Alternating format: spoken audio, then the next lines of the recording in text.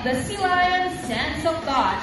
They contain nerve fibers which make them sensitive. Nice smile. Hey!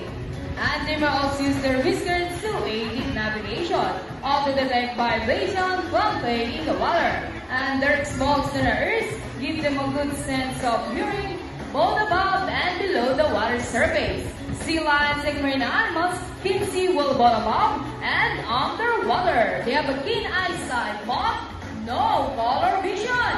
In the wild, they inhabit water close to shore, look like ritzy typhoons, and they have a preference for rocky beaches.